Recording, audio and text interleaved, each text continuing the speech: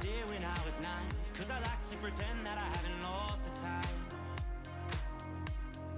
In the end, the nostalgia, though it tastes fine, I can only drink a couple 'cause it feels like a lie.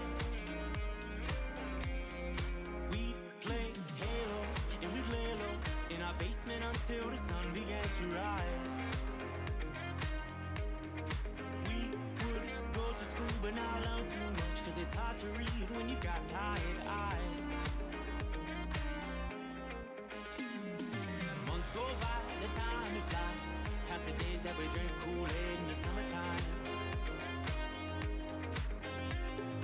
Years go by, the time it flies, past the days that we drink Kool-Aid in the summertime.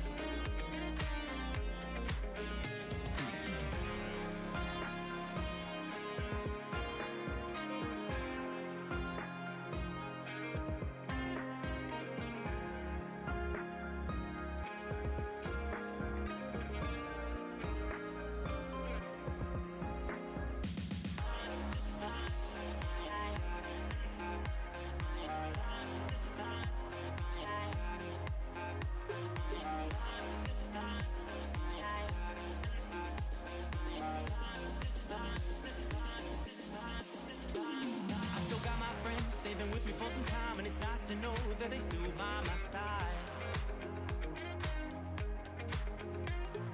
Friends are like stars, 'cause no matter how far, when it's dark outside, they will be your light. We'd play Halo and we'd lay low in our basement until the sun began to rise.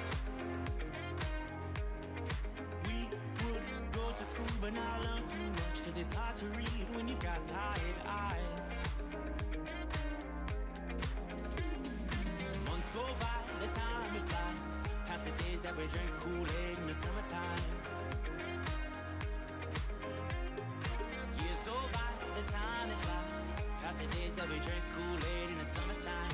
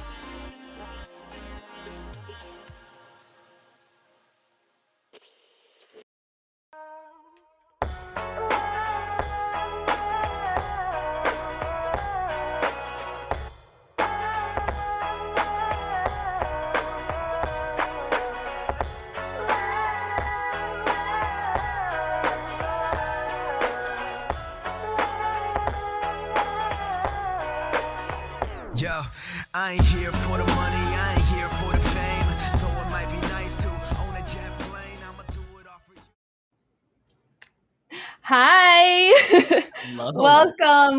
Welcome everyone to Beyond Streaming. We are your hosts. I am Lainie. And I'm Tevin. And this podcast is going to be about basically the background behind all content creators, streamers, and everything that gets them motivated to do what they do every day on a daily basis. I'm super excited, Tevin.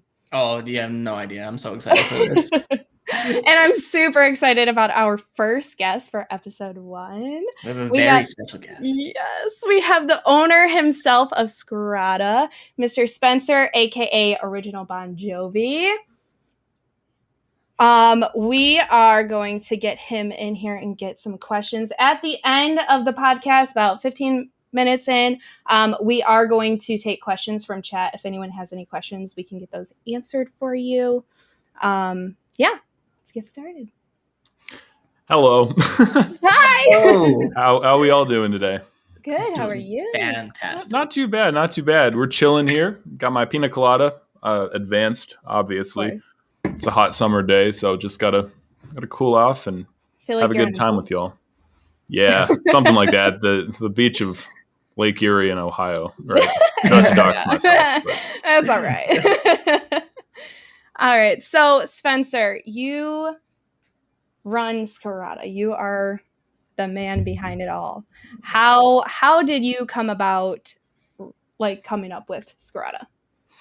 Yeah, well, I should start by saying, of course, I didn't make the organization in the first place. Right. I joined it in 2011, May of 2011.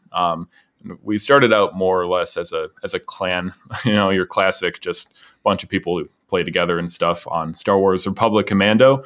And so I joined, and things started to fall apart like midsummer. A lot of the leadership kind of disappeared on us, and I enjoyed the group of people. I loved the history of the team and stuff, and I wanted to keep it going. So I guess I kind of just stood up to the plate, and here I am today. I mean, for me, it was never really about wanting to be in charge necessarily, but just keep the team going, and that's kind of how it's always been. So I've just always really enjoyed the people, and want to see it continue. So that was how I got involved. So then what kind of led you guys to getting moved on to Call of Duty? How did that get introduced, going from the whole Star Wars scene? Oh man. Oh boy. Well, yeah, where to begin with that? So yeah, again, we began on Star Wars Republic Commando back in 2010. Very obscure game at that point because it came out in 2005. And after that kind of died off, we wanted to find another title that really suited the organization well. So for a time, we went to Star Wars The Old Republic, which was an MMO made by BioWare. And again, it's Star Wars, so it kind of fit the mold of the team at that point. But when that title started to die off, we really wanted to find something else, something that was a bit more stable than your very sporadic Star Wars titles. And so they had announced that Battlefront would be making a comeback in 2015, I believe. Mm-hmm. And we wanted to play that, but because that game, we played through the beta and it was awful. So in order to to carry on, I guess, we were playing Advanced Warfare. We did a lot of that. We played Clan Wars and really enjoyed it. So when BO3 came out, we just made the decision to stick with Call of Duty at that point, because whereas Star Wars is pretty unreliable, as much as we loved it, Call of Duty has been here to stay for almost 20 years. So yeah. So yeah, that was kind of how we got involved there, and it's just been a learning experience ever since. Yeah. Gotcha. So how long were you streaming previous to you even joining Scarada or starting all that up? Yeah, well, I didn't stream at all before joining Scarada. I was like turning 13 when I got involved. So wow. I was pretty young. That was really before, I think Twitch was still just in TV at that point. So mm-hmm. wasn't even a big thing. And YouTube streaming didn't really exist. So yeah, I didn't even know about Twitch at that age. No, me either. I was pretty late to the Twitch thing, but yeah. But I started streaming in March or April of 2017. A lot of the guys in Scarada, just, even though we weren't heavily content based at that point in time, we were just starting to dabble in it. Streaming kind of appealed to us as a way of like really reaching an audience, of meeting new people. And since we were all playing games, hours and hours every day, it kind of made sense to just go live, and then we could kind of kill two birds with one stone in that sense. And so yeah, I got started on YouTube streaming, and we did that for a while. But I think Twitch is by far a superior platform. Say what you will about it, it's got its flaws for sure, and we've seen a lot of that in recent times, yeah. to say the least. But I still think it's a superior platform, and as far as developing a community and networking and stuff like that, Twitch really appealed to me. And I became a Twitch affiliate in July 2018, so a little more than a year after I started streaming overall. And I've been doing it ever since, with just a couple breaks. So mm-hmm. I've really enjoyed that for sure. Now, what would you say is like the most difficult part of streaming for everyone? Oh man, the most difficult part of streaming. That's a good one. It's definitely got its fair share of difficulties, but I think that trying to be resilient, trying to persevere throughout dead periods, I guess you'd call them. Mm-hmm. we all kind of experience a good point in our streaming career, and then maybe things, whether you change a game or the community just kind of dries up, and viewership kind of tanks, right? So I think that mentally dealing with the experience of having viewership and having a good time and really, feeling like it's going somewhere, and then watching that kind of drop off, or it's kind of an up and down thing, right? So like for me, I streamed a lot of Star Wars Battlefront 2 last year after I graduated college, and I did really well with that. I was averaging at my best in the 40s. So for me, it was like, Twitch partner is kind of on the horizon at that point. I was starting to think more about that. And, if we keep going with the current trend, then that might be an option. But that's not how it played out. The community kind of died off after the free-to-play period ended on PlayStation. And so the viewership went with it. And then when I went back to Call of Duty, obviously the Star Wars people are going to be less enthused about that, like myself. So just trying to mentally, I guess, find a way to persevere through that has been very difficult.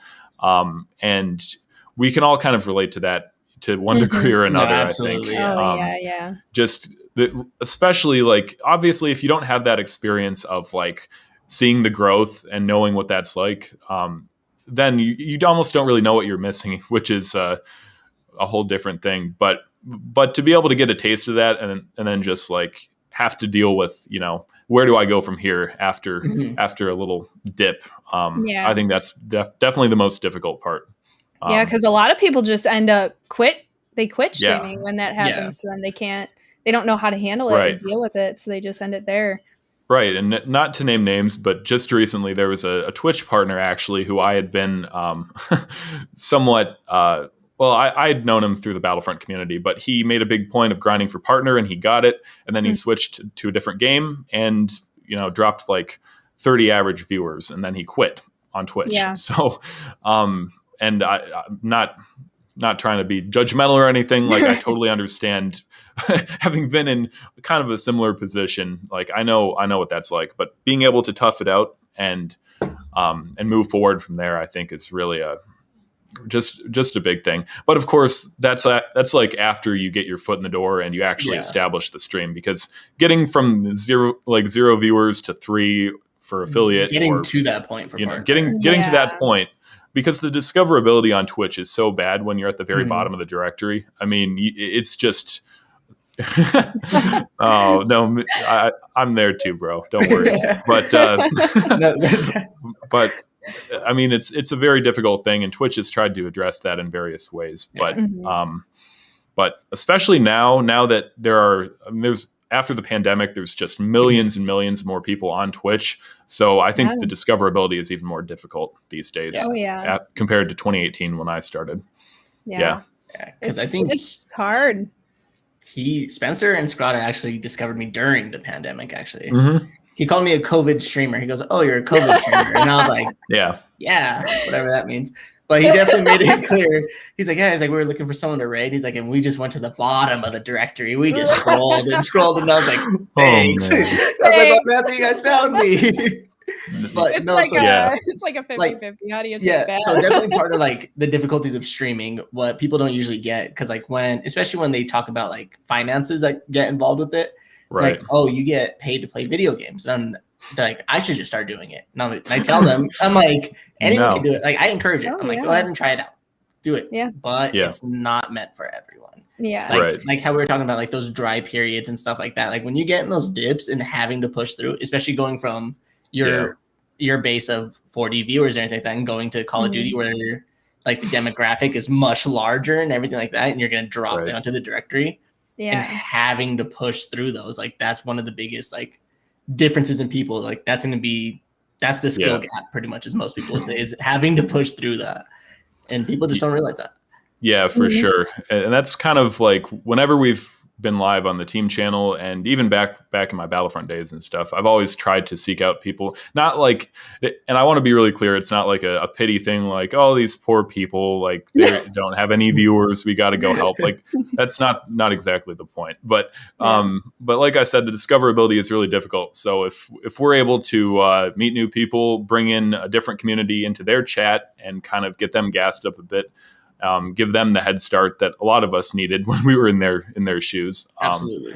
I'm a big fan of that. And so, yeah, like seeking out, like when we rated you back in the day, that was really awesome. I remember we actually stopped your PC for a bit there. No, gosh. Made the stream crash. I remember hearing about that. Yeah. That was super funny. I remember it like it was yesterday.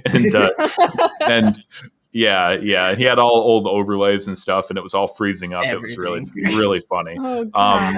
And similarly, if you guys have heard of Adam Platinum, he's a good friend of mine. He's a very devoted follower of the organization and cool guy all around. But he was someone that I rated back in Battlefront 2, and he had like 1 or 2 viewers at the time, and I had, I don't know what it was, probably about 25 during my evening stream with him. But I just sent everyone over there, and that kind of gave him a boost to get to a more firm foundation in Battlefront. And then he's since been able to like expand to zombies, even to Cold War, and he's looking at Warzone, I think.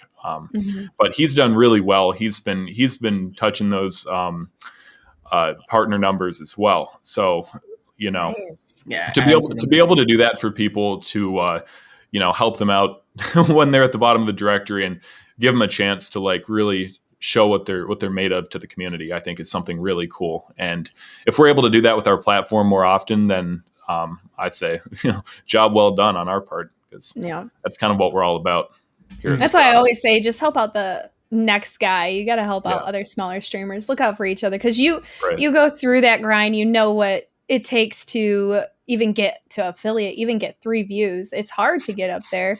So like, and some people, when they do get those partner number viewers, they just kind of forget about the smaller streamers and focus on higher views. And that's where the bad mindset starts to come into play. Yeah.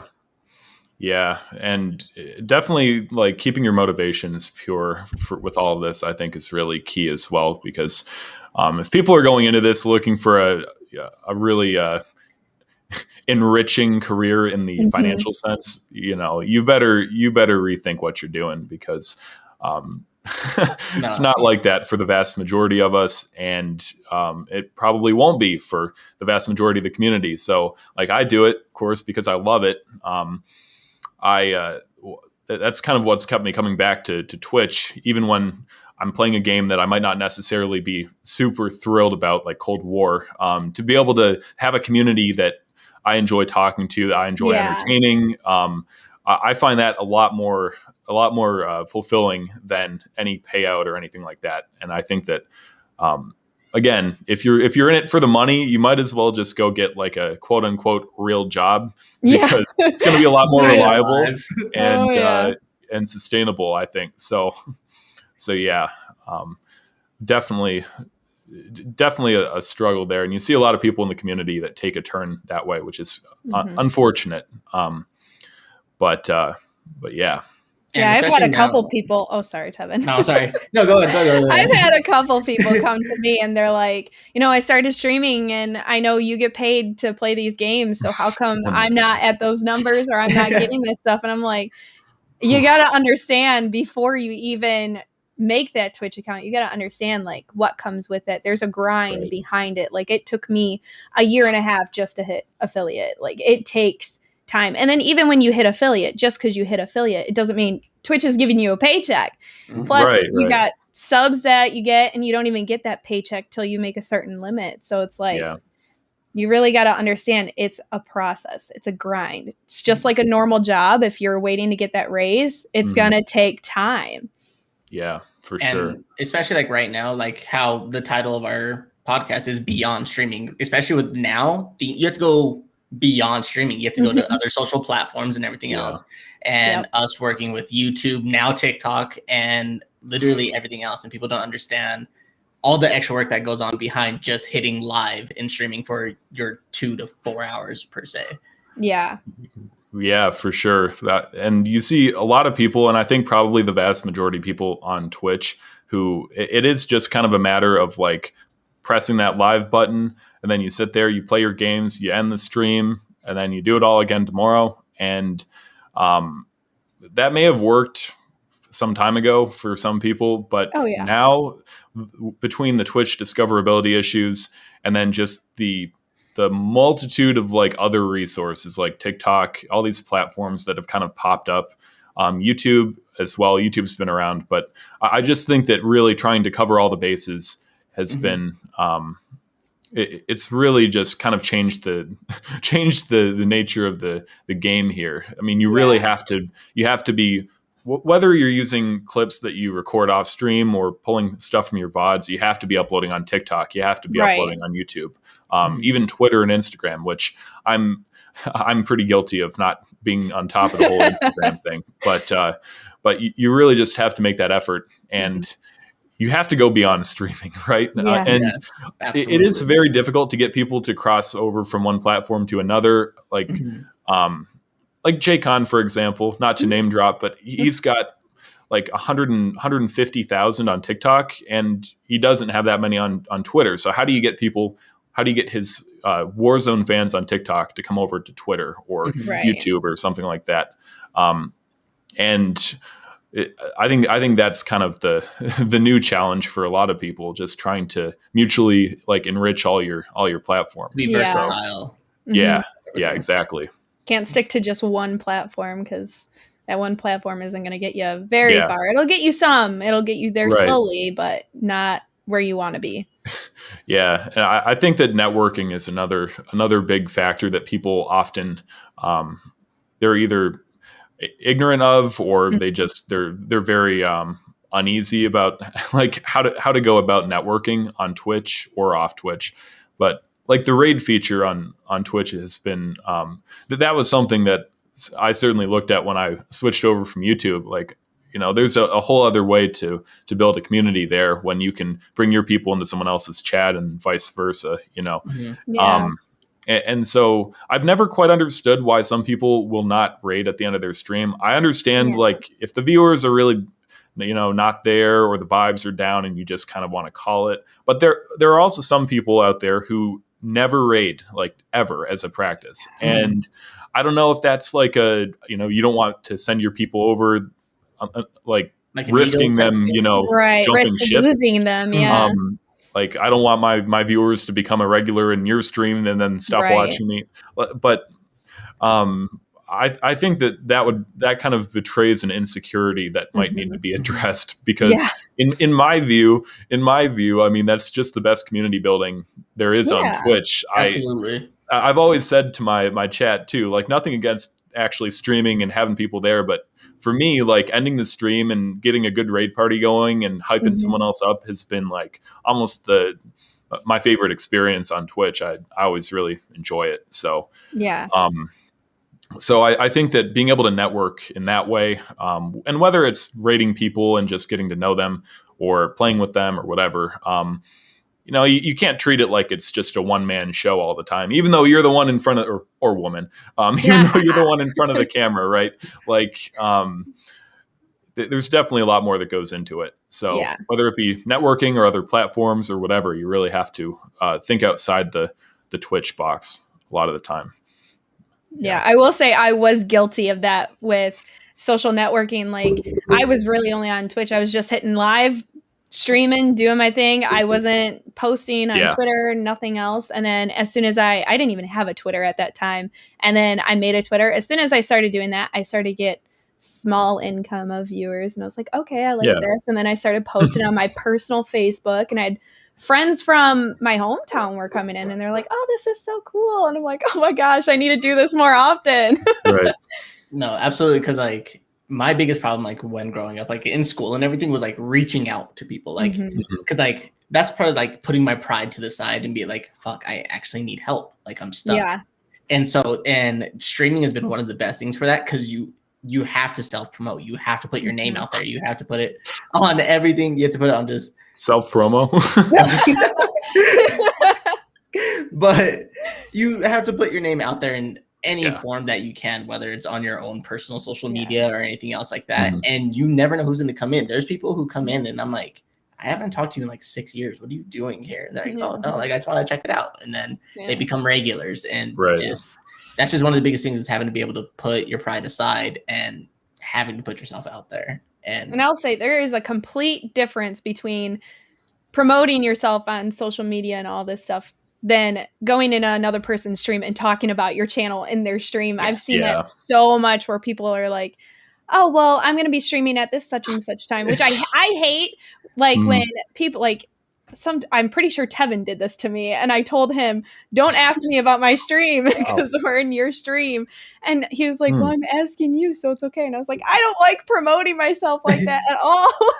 Like he was asking, like people will ask you what time you go live and stuff, but there's a difference when you go in there and you'll be like, hey, I'll be live at this such and such time. You want to come step by and come hang out? Like, it's kind of like that unwritten code, like to not do it. But there's also like those certain people, like if any of my teammates, I'm like, oh, hey, how's your stream? Like, how was it? Or anything like that. Like, I'm going to ask you about it. That's where you came from. I know that's where you came from.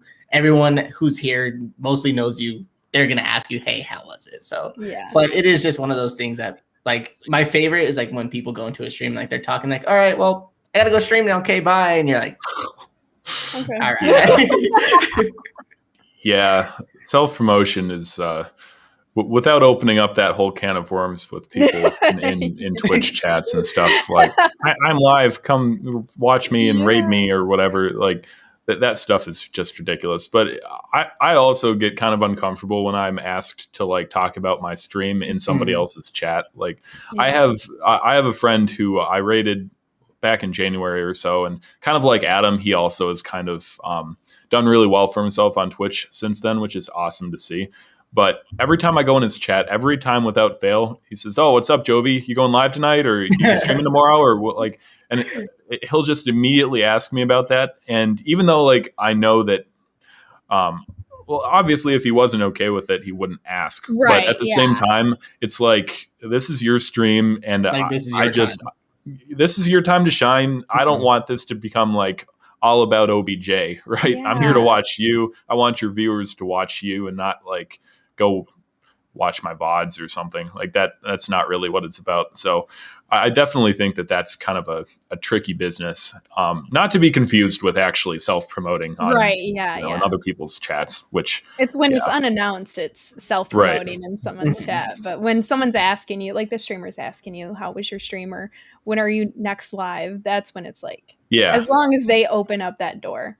Yes. Yeah. Absolutely. And like Tevin said about putting your pride aside, I think that that's a really big thing, of course, not just in streaming, but like all really throughout everything. And definitely being in the position that I'm in, like as a leader figure in an organization like Scarada. Of course, with just streaming, it is kind of, well, you have to go and ask other people for help because you're not born knowing it all. And even when you watch a lot of tutorials on YouTube or you Google stuff or whatever, you're going to end up at some point reaching out to someone and saying, you know, whether it's your PC optimization or your Twitch settings or OBS or whatever, you're going to have to reach out and say like, hey, what do you do? How can I improve at this? Whatever. Right. And that's definitely, it's not an easy thing. And also, like I said, with Scarada, I think there's kind of an expectation that, I don't know if it's one that like I would set for myself or if I am just imagining that other people are like putting on me, but kind of an expectation that like you can do no wrong and you have it all figured out. Like you're the guy in charge, you got the vision, you know what you're doing, and you just have to run with it. But obviously that's not the case. You know, I'm a human being just like everyone else, believe it or not. This may come as a surprise to some people, but you know, I'm not born knowing everything, and certainly developing an openness to what other people have to say, like being willing to listen and to take constructive criticism and advice, and whether that's reaching out when you don't know something or you have questions or you're just, you know, doubting, I guess, or if someone goes to you and says, hey, I think you screwed something up here, you have to be willing to take a step back and hear them out. And it's not something that comes naturally, I think, to most of us. We have that like instinctual defensive like tendency, right? We try and dig our heels in standoffish. Right. Like your inclination is not to say, oh, okay, you know, what's going on? What do you think? It's like, oh no, you got to double down and say, I know what I'm doing. But there comes a point where you just have to recognize that like that's not realistic. And if you want to grow as a streamer, if you want to grow as someone in a leadership position, or just as a human in general, you got to be able to listen to other people and to take that advice and criticism and hopefully develop for the better with it. So, yeah.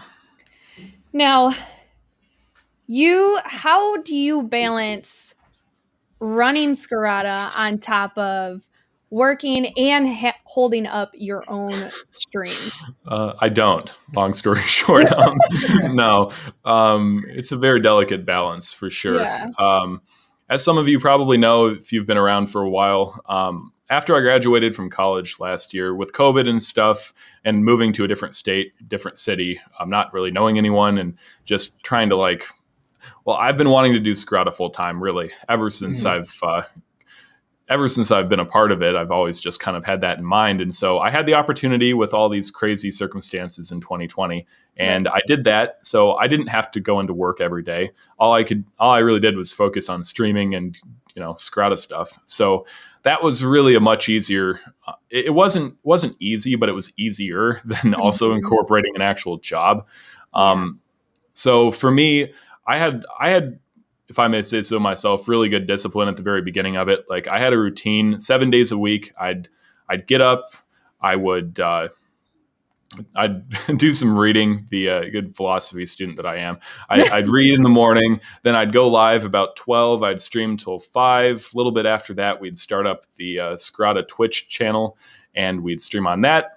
And then I'd edit the video before bed for the next day and the cycle would repeat. And I just did that really every day. But when I went back to work, we all eventually need money to keep going, right? Yeah. So after my money dried up and I went back to actually working what turned into full time, things really got complicated. And my streaming schedule, which used to be every day for 4 to 6 hours a day, just totally dropped off. It became like whenever I can squeeze a stream in. Yeah. And I've definitely still had that issue, even though I've had my hours cut back a bit at work, thankfully.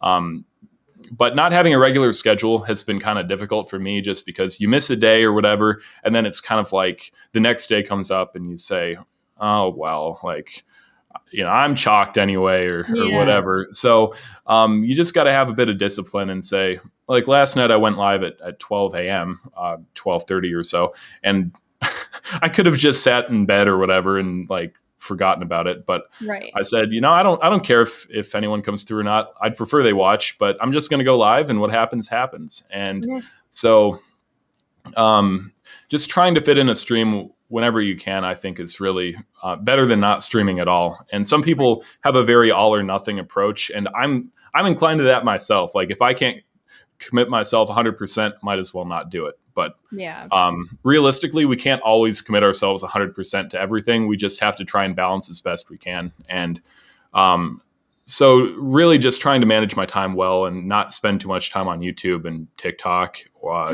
laying in bed, just trying to stay on top of the YouTube uploads. And even though I don't have a set schedule, just try and make the best use of my time. So you ask, how do I manage my time? And I say, I make the best use of my time. That probably doesn't help at all.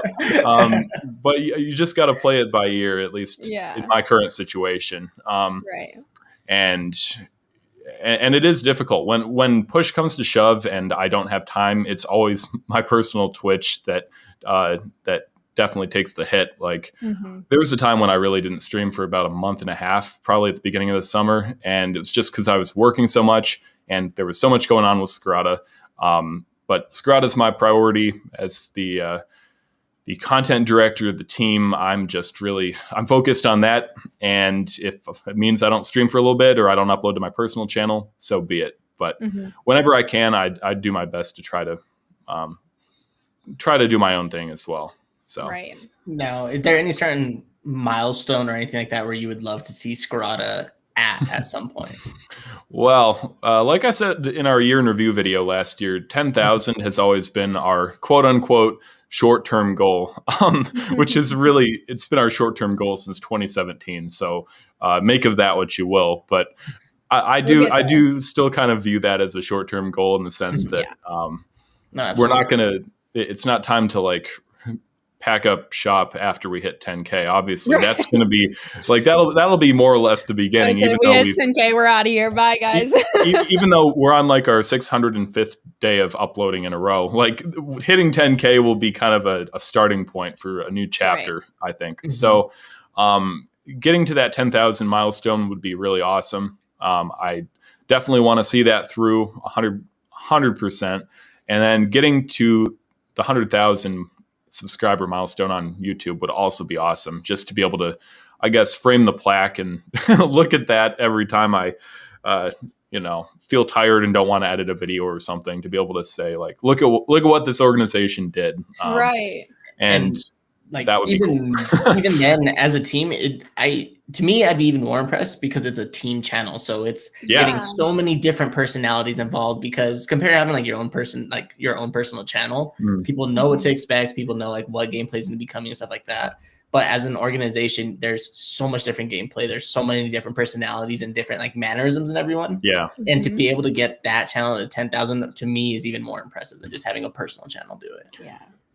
Yeah, I think that there's it's a different dynamic, and some people would look at that and say like, well, it should be way easier, because if it's just one person, it's going to be a lot more work on just you having to like record and do the gameplay and stuff. So if you've got 20 people who are contributing to YouTube, well, you should hit 10K overnight. Like that's easy, right? But I also think that that's totally misguided, because like you said, everybody brings something different to the channel. They have different, like Sam, for example, is an S&D guy. We've got like you, Tevin, and Andrew, and like Tem, and those people who play a lot of Warzone. We've got our multiplayer guys. Like there's just a whole lot of different things that we do. Whereas someone like I'll use my buddy Lunchtime, Jake, as an example. He's a big content creator. He's really big into like the league play for sure, but also like wagers and stuff. And so he's built his channel around that. Like people go to him for comp content on YouTube for wagers and that sort of thing. And so because we have so many different people doing different things, obviously we're covering more bases, but it's also just it's a much broader base. So I guess people have to adjust to seeing different faces on the channel. Like if you sub for, I ran a poll on YouTube the other day. So I said, what kind of Call of Duty content do you like most? And I said Modern Warfare, Black Ops Cold War, and Warzone. And like 60% said Warzone.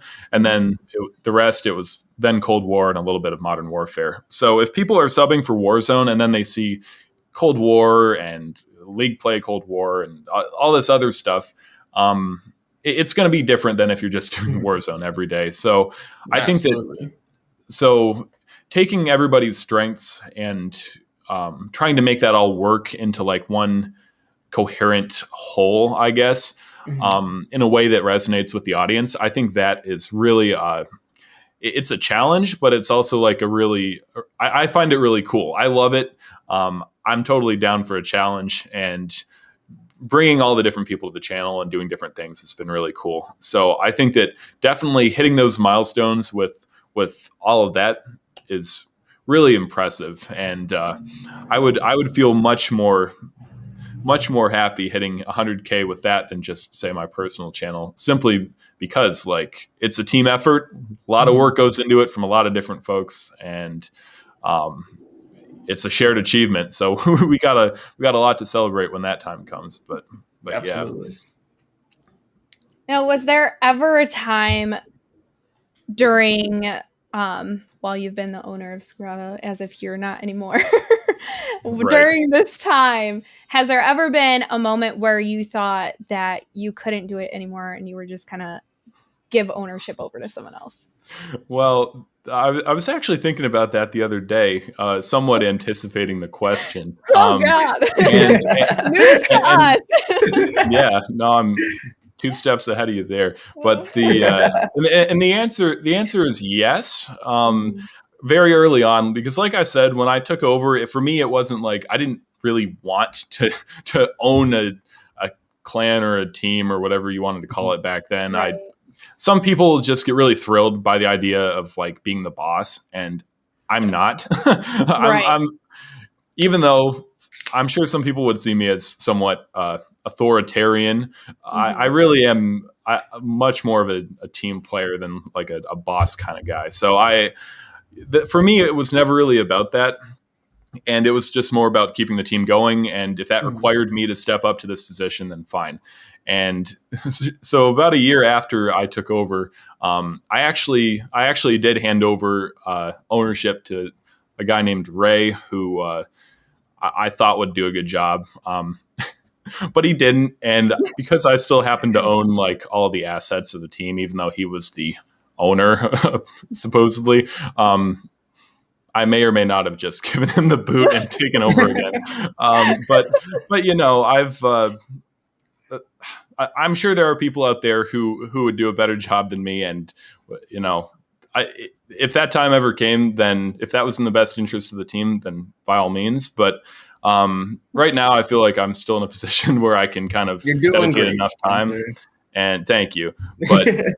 But you know, like, again, it's always been about what's in the best interest of the team here. And I just want to see it continue and thrive and grow. And so even in the difficult times, and there have been many, as all the people that I've confided in over the years can attest to for sure.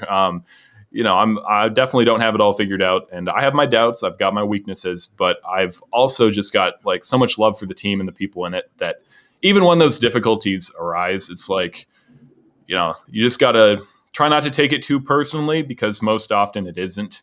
And try and take a step back, take a breather, and start again the next day and just keep on moving. So that's kind of how I've gotten through it all, I suppose. And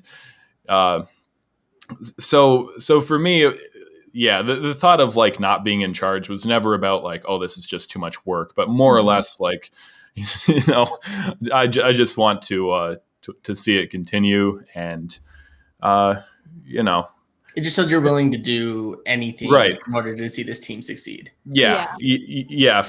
Absolutely. I'm not gonna throw in the towel just because I had a bad day or something like that. And yeah, I mean, I'm putting off grad school until we get to that 10K mark on YouTube. So I'm definitely in this for the long haul. I really enjoy it. Right. But yeah.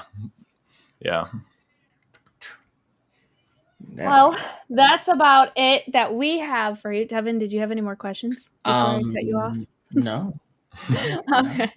Well, if anyone in chat has any questions for Spencer, we can get those questions in and get them answered for you. I'm sure he would love to answer some more. Yeah. So I should have said this at the very beginning, but I'm supposed to be the tech guy behind the scenes.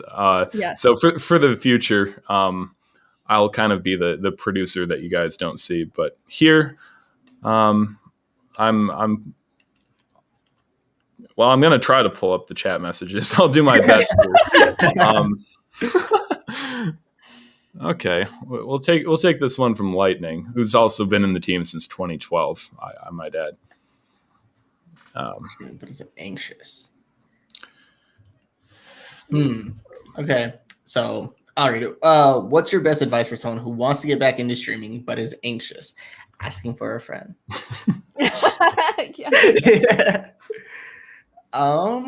Good question. All emojis will be translated. I'll do my best. Don't worry. Yeah, the fingers touching thing. That is a good question, though. I think it's kind of just at the same point of when you first start. I feel like you kind of just have to do it. Like one of those.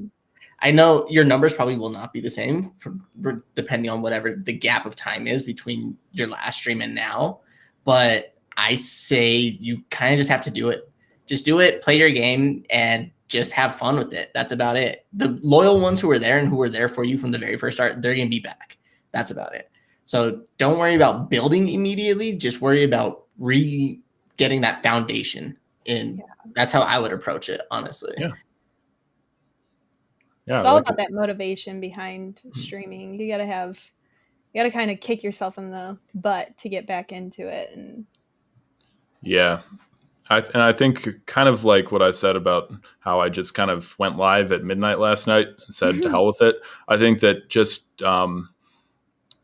we all kind of bring our preconceived ideas and like expectations for how a stream will go. We bring that like into the stream with us, and so if you just kind of, it's very difficult, but like try to let go of that. Just say, you know, whatever happens, happens. If I get 2 viewers, great. If I get 30, awesome. You might turn off your follower and viewer count just so that you don't have that also weighing on you, I would say. Just trying to find ways to make it like as less as I can't even English today. The least amount of stress, you know what I mean? So I think that would help with the anxiety. If you're not constantly looking over and seeing like, oh, you know, I'm not doing well, or like, if you can just scratch that, I think you'll be in a much better place. Focus on putting as much of you into your stream. Don't focus on, even if you have that one viewer in your stream, just chatting you up, hype up that one viewer. And I promise you, it'll help your mood. And like Spencer said, turning off that viewer count, that has helped me mentally so much. Yeah. Like someone mentioned to me about my viewer count, which I was just like, I don't even pay attention to that anymore. So I didn't even know I was at that viewer count anymore. Yeah. Also, don't point out people's viewer counts because that makes people very uncomfortable. Yeah, you get people coming to your chat, but I was just like, I mean, I don't pay attention. Oh no, that or like when you have those people, they're like, chat's dead, and you're like, yeah. Hey. Like, all right, bye. They'll come in and say, oh, you've really fallen off, and it's like, yeah. Oh, thank you. Yeah. Yeah. So that's all really good. We'll take one from Ulysses Crawford, also known as Scarada Zero. If you could all create one series for the team channel, YouTube channel, I assume, what would it be? Well, I'll just start by saying I'd love to make a reacting to comments series. So just getting people to react to dumb YouTube comments, YouTube shorts, TikTok comments. I think that would be really entertaining. Because that'd be a really good one. I have to react to them on a daily basis, and we all do, those of us that are uploading stuff, and so it can be to be able to get our reactions on video and make that a thing would be pretty funny, I think. Oh yeah, no, it was great because it was like on, I think it was Thames, like 1 point whatever lobby blowing up, and Spencer comes, he goes, guys, I need help, and there's like 400 like comments, and I went to it, and you just see everyone having their own back and forth with someone just over something random. Yeah. What about you guys? What do you want to see on the channel? God, sheesh. Like a series. Create one series. Oh, that's tough. I don't know how maybe like best kill cams, like of us dying, like our reactions to us getting like we already kind of in like the team, like in the plays of the week, but if we had like just a fail series, especially in my plays of the week is just me gasping to snipe, so literally there's like a whole 30 seconds of me just going we got to add that to the dashboard here so we can just cut to you sniping people mid episode. Literally. Yeah. Add like a 15-second video just shoving pasta in my mouth. So it happens. All right. Well, I'm trying to make sense of what Brad asked. Thank you, Kyler. What is your best advice for the best opportunity having a shot of being able to join Scarada? What is your best advice for the best opportunity? Okay, so I'm gonna try to simplify it. Because what is a piece of advice? Oh God, Jesus! What is your best advice for the best opportunity? Pretty much, what can you do to give you the best shot to join Scarada? I think that is that how I'm reading that? Yeah, I would probably say that. Best advice for. So pretty much, how to increase your chances of being able to join is how I just want to like, because obviously there's been a lot of controversy over the word grinding and stuff like that when choosing to grind for a team and stuff like that. But to me, there's just an it factor. everyone has their own when pertaining to any streamer that they watch. There's something about that streamer that brings you back. That's about it. And you could do literally everything, like, oh, I post to YouTube, oh, I do this, but you could do all of that, but not have that it factor. There can be something that just puts you off from everything, whether it's how you interact with chat or how you handle certain things or anything like that. So there's not really necessarily something specific that you can do, I would say, to join Scarada. Like, I never thought I'd be here, in all honesty. Like, I was just like, you know what, like, these people are cool. I'm just gonna talk to them whenever I can. Like, I was just some random person with 2 viewers at the time and everything like that.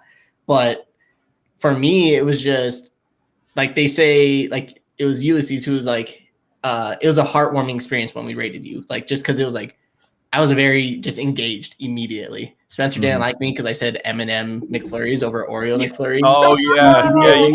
You failed the test. And then there was like an argument about like butter on Pop-Tarts or something like that. And but it was like just being engaging. Like, so I don't know if that's what it was, like, on how well I was engaging with everyone. Because then even after that, I went out of my way, like, to go follow everyone on the street, on the team. And I was like consistently there and just being able to talk to every single one, to the point where I formed a bond with all of them. So it's just an it factor, something to make you stand out compared to the rest. So that's the only thing I would be able to stand out. So whatever your strong suit is, really emphasize on that. Is what a lot of people think just putting that, hey, I'm grinding for this team, that obligates you, that gives you that spot on the team, which it doesn't. You gotta really that's why I always say, like, I won't go to a team and say, hey, I'm grinding for you, hey, I want a spot on your team. I wait for someone to come contact me, because then it shows that they see something in me. I'd rather it be that way rather than say, hey, I'm grinding and get my hopes up for a team that I may never get in. So and I think that, which of course I've talked about this live and on Twitter and all over the place multiple times, but the whole grinding for a team thing, obviously we definitely appreciate the support and the interest and the fact that people are, trying to I guess promote themselves to the team in a public way. Like, I think that that's an admirable goal, but for me, as like someone who really deals with a lot of these recruitment issues and stuff like that, I don't look at that first and foremost, because anyone can do that. I mean, I could look at all the people that supposedly joined FaZe yesterday. Oh my goodness! Or back during the FaZe 5 thing, like, just anyone can put it in their name and stuff. But I'm more interested in like what you're actually doing, and not so much the Twitter theatrics. And again, I don't mean that to like disparage anyone who's been grinding or who will grind or whatever you're up to. Like, it's fine.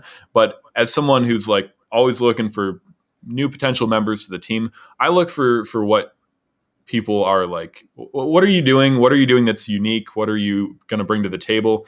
And I try to assess it like based on its own merits. And so people do often ask, what are the requirements? As if there's like a bullet point list of, boom, boom, boom, boom. Okay, you can join. And we don't really have that. Like, there are some general kind of guidelines that we'd like people to kind of be aligned with, I suppose. But there's nothing whether you're like a TikToker or a YouTuber or a streamer, or you do all of it, which as we talked about earlier is probably ideal in this day and age. Just kind of seeing what people are doing. Like, what's your thing? What are you most known for? What are you trying to do? And then just letting the work speak for itself, I would say. And that was certainly a thing with Lainie. Again, she didn't grind for the team, but we thought she'd be a good fit. And here she is today. And same with Tevin. Yeah. Who we recruited through a Christmas card, by the way. But we might have to talk about that. Might have to talk about that another time. That was like actually the only time where I was like, hey, I should join. That was about it. Like, that was like, because like honestly, to me, like the hashtag and then whatever the team name's like, it's just like a little cringy to me. And then I just think I'm not one to be like, hey, can I join? Hey, can I join? Hey, can I join? And then So then it was just like after like 10 months, I was like, hey, you should just say you're in. Yeah. And then I know worked out. Yeah. So we've got another question here from Jacob Petrie, I'm assuming. What's something that helps keep you motivated? Well, I'll let you guys take this one. That's a for me, it's my chat in the community that I'm building. Like there's been times that I wake up and I'm like, damn, I have to stream today. Like it's already gonna be a long day, or even after a bad day after work. Yeah. Especially for me. So I work a 9 to 5 and I'm an evening streamer. And so it's like I work my 9 to 5, and then it's like I have to be able to forget everything that happened in the first part of my day and then just be like, okay, refresh, let's start streaming. And then there's times honestly where I've been in a bad mood and I'm like, oh, like I hope this isn't bad. But my streaming, my community has been every single time, no matter what, they have 180'd my mood. And then like it's the best thing ever. So for me, it's having a solid community and just having there. Whether like I tell people all the time, I would rather have 1 to 2 people there who are just actively chatting with me compared to having 100 people who are just lurking. Like that viewer count wouldn't matter to me, but having just an engaging chat and just a strong community who are there for you, that's what keeps me going. Yeah, I have to agree with Tevin. Literally, like I won't even start up my stream right away and I'll have at least one person in my chat that's like ready for me. And I'm like, oh, someone's actually like there. Like it kind of like helps boost you up a little bit that they're like looking forward to it. And then I've had people come in and say, oh, Noti gang. And I'm like, oh, people actually turn on my notification. It gives you butterflies. No, it does. Absolutely. People actually enjoy seeing you. So like kind of turns your mood around when you come into chat and see that. Like even when I'm doing my just chatting streams, like last night, I only had one person that was really engaging. And I was like, you make this exciting when you're actually talking back and like having that one person, even if there's like, they're just lurking. I don't even care. But just knowing that one person is there and they're staying interested, it kind of keeps you going. Yeah. Absolutely. Yeah. And I will say that one thing that I do come back to time and time again is just the fact that like when people, you can do exclamation point watch time or something like that, or exclamation point how long, I think is another one that people do, to like just doing that. And then it kind of reminds you that like people are sitting there watching you, whether it's playing video games or talking about spooky stuff in Lainie's case on Fridays. Just the fact that people are watching you and some, find you entertaining in some way, which is like really humbling. And even when you don't think you're being funny or you're feeling a bit down or you think, oh, it's not really going anywhere, or I'd rather not, to think that there are people whose day you might be making better in some way, the people who come back time and time again to watch you, I think that's really, really humbling. So that definitely has helped me out a lot. And then having people reach out who just say, I really appreciate you streaming today, or I've got this going on in my life, or people that, people go through all kinds of awful things and like actually do watch Twitch streamers to try and take their mind off of it. And then when they tell you about that, it's like, wow, Yeah, it's a crazy experience. Like I've had someone who was like going through like a lot of personal stuff, and then they're like, I come to your stream because it makes me feel better and I'm happy here. And I was like, I never thought I'd ever like, because like when I started streaming, I only thought that it would be like my friends and like personal like people close to me who would come and tune in. And then I have these people now all over the world who like tune in and stuff like that. And then those people are like, I'm so happy I met you. I came across you and stuff like that. And I'm like I'm like, thanks. Like, I don't know how to react. I don't ever know how to react. I'm like, I love you. Yeah. That's it. Like, but they make it so easy for you to like kind of come out of your shell and be yourself. Yeah, no, it's definitely a heartwarming experience. Absolutely. Yeah. It's awesome.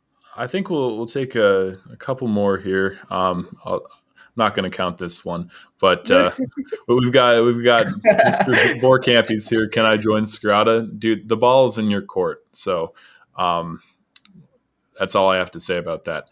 Short and sweet. Oh my gosh.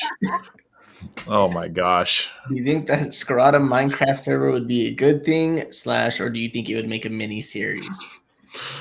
I don't even play Minecraft, so I'm gonna tell you what. There's a lot of people who like make memes about Minecraft, but once people start going on it, they're like, whoa. It's like aesthetic. It's just I don't know what it is. Well, I will say I've never played Minecraft, and I'm probably not a real gamer because of that. But that's okay. I don't know. It's not really my cup of tea, but I know that a lot of people really do enjoy it. And if you take someone like Scarada Jack Buzza, for example, he's gained, I think he's pushing 300,000 followers on TikTok, and that's mostly been from doing skits on Minecraft. And so Minecraft is still really, really big, and it's not going anywhere. But in terms of making a mini series out of a Minecraft server, I think that would be a bit of a stretch because our channel is really dedicated to Call of Duty #1, but first-person shooters like #2, I guess, in general. So I think that would probably be a bit of a stretch for our channel. But maybe doing something on the Twitch channel as a community might be entertaining. But like I said, I'm not a Minecraft guy, so someone else will have to set that up. I'm going to pawn that off right now. But, we've got Rogue. I'm glad we can make your day better because Justin, I love you. You make mine better. Oh God. See, it's little things like that. Yeah. We need the Minecraft. Tron. I don't know about that one. Did you say we have a Justin in chat? Oh no, different. That's Rogue's name. Oh, that Justin. Yeah, not Justine. Okay, all right. Yeah, get them confused here. All right, Dragon Slayer, I have a question for me. Perfect. I didn't even read that yet. Is it stressful keeping track of everyone in Scarada, like scheduling videos, etc.? Yes. In fact, I'm kind of surprised that I forgot to bring that up over the course of like the talk earlier. But definitely, I think that trying to balance that is probably the most difficult part of what I do. The fact that we've committed ourselves to uploading daily now for 600 plus days has been a huge time commitment. A lot of energy goes into that and making sure that we have videos to upload every day. And of course, just trying to make sure that other people aren't too overworked. You don't want to have people appearing on the channel 5 days a week. You want to get as many people engaged as possible, try and get a variety of faces, but also put out content that is engaging and relevant and just kind of fitting for what we're aiming for. So yeah, that's definitely a tiring thing. And I try to be on top of it. Like I try to make a schedule about a week out, but because Call of Duty is always dropping updates and bundles, and sometimes it catches you off guard and life happens for some people, and you have to play it by ear, that can be very stressful. So yeah, that's definitely not something that ever really gets easier, but I've kind of got a feel for how to make it work now after doing it for quite a while. I said we'd take a couple more, but maybe we'll take this one too. I'm late, but who or what got you all into video games? Oh, good question. For me, I'd probably say my older brothers. So it started on Nintendo 64, I believed. So my family's just very competitive, especially having two older brothers. And then me wanting to be like them, I was like, oh, like I want to play. And it's like, it was 007 GoldenEye and like Mortal Kombat. And my mom was like, he can't be playing those games and stuff like that and everything. But every time she was home and like we were home, they'd be like, hey, come play. And it actually got to the point to where like I was so competitive that it was like I wasn't in school, but they were. And so I'm like practicing Mortal Kombat and their friends would come over. Like they would like want to play my brothers. They'd be like, no, play my little brother. And they're like, he's 5. And they're like, no, play my little brother. And then like, okay, like whatever. And then like I would win and they're like, why is he so good? And then stuff like that. And that's kind of just it. Like my mom was actually honestly very against video games. Like if I wanted something, I had to get it myself. So I didn't like, I used to be dog at Call of Duty. I was that person in your lobby who was like 2-27 and stuff like that. Like I was that person who was like 2-27. And then finally my first like real COD that I like started grinding was Call of Duty Ghosts on PS3 because I finally had a job. So I bought my own thing. And that was back when like montages were a thing. So I was like a heavy sniper and stuff like that. But I would probably say my brothers, honestly, are probably the reason why I got into video games so heavily. Yeah. What about you, Lainie?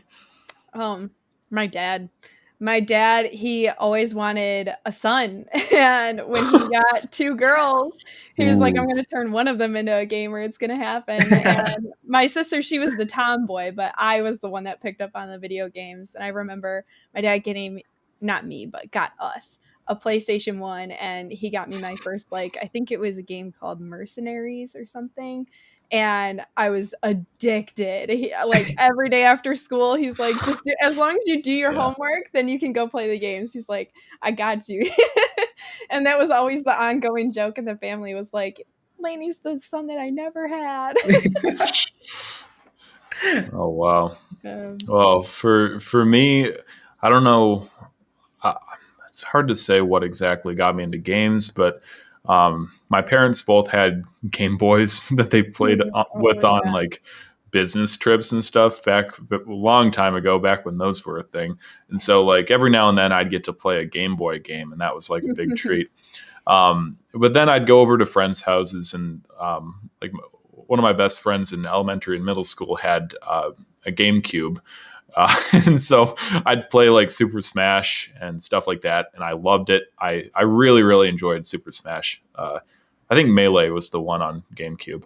And so that was like my first experience there. And then we eventually got a Wii, and my dad played a lot of Call of Duty, so I watched him play that when I was younger, and apparently too young to play COD, in my mom's opinion.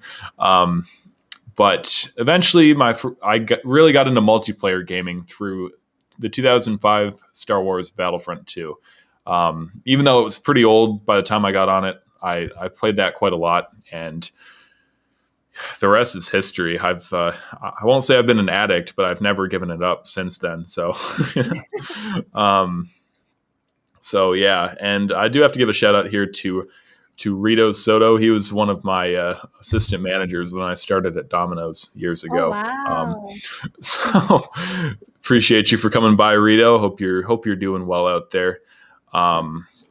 What the heck is this? Spencer told us not to ask any questions about Domino's, so yeah, that was our only offer. Yeah, but I brought it up, so here we are. That's where were you when Tev was part of this podcast? I'll be able to tell them I was here. You're gonna see Tev on here every episode. No, we're kicking him. Said, and that was his one and only episode, he said. Oh boy. Nintendo gang or don't bang. Oh my God. I'm a PlayStation guy. I've got PS1, PS2, PS4, and 5. Don't have the 3. I got to pick one up eventually. Never had a PSP or PS Vita or whatever. Never had that either. I was that kid that when we brought to bring our consoles into school every now and then, I'd bring in the Game Boy, and then all the cool kids would bring in their PSPs, and like that was the coolest thing back in the day. But yeah, well, I think we'll call it a day as far as questions are concerned. And I'm gonna dip out and let you guys wrap things up. But thank you for having me on, and I'm looking forward to. Of course. Yeah, well, thank you for being our first guest. It's been great. Barring any scheduling issues, we're gonna have Scarada Reaper Reaps. Frankie will be on here next weekend. So looking forward to that. He'll be talking about becoming a Twitch partner and how you grind for Twitch partners. So it'll be a really interesting conversation. And also, we've got new merch on the store. Check the link in the description. But that's all the promotion I'm going to do for now. So appreciate you guys. Take care. Thanks, Spencer. Bye. All right, Lainie. Anything else to say? No, but what an amazing first episode. Seriously. Oh, I'm so excited to see where this goes. It's just the start. So excited.